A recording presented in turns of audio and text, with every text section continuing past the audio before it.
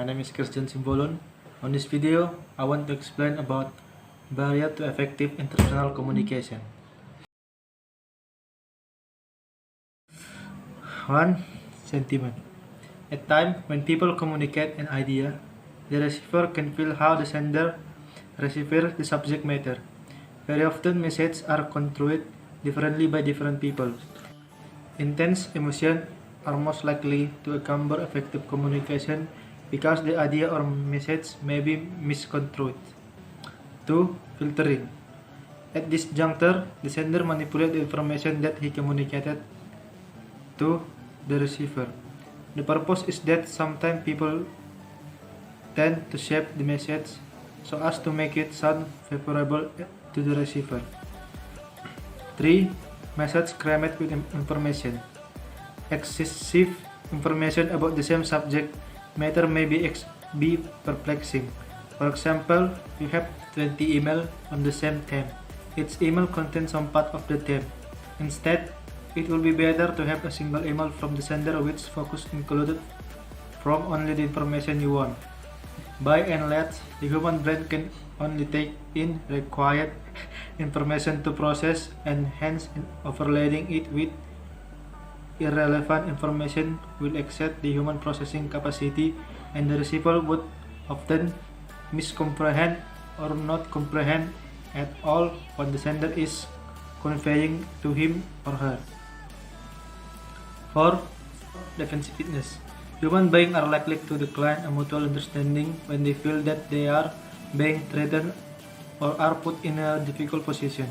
Defensiveness normally comprises assaulting when the sender tells you, putting out sardonic remarks, questioning their motive, or being excessively judgmental about the topic.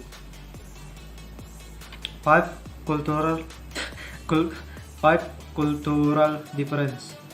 Our culture at times may be a colossal encumbrance for effective interpersonal communication.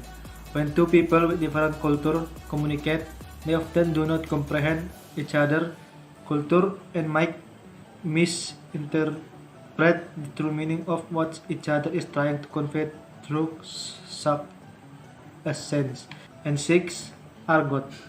Not all and sundry understand each other argot or jargon words.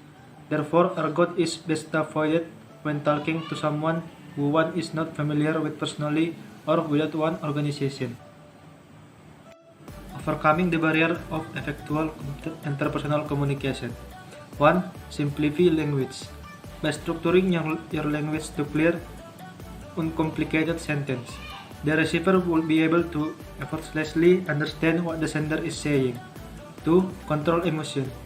Constrain emotion at the time of discussing a certain sensitive issue.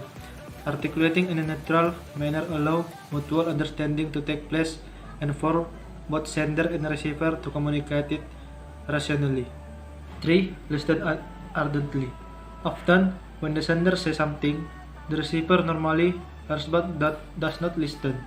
Place yourself in the sender position and try to comprehend exactly what they are trying to convey to you.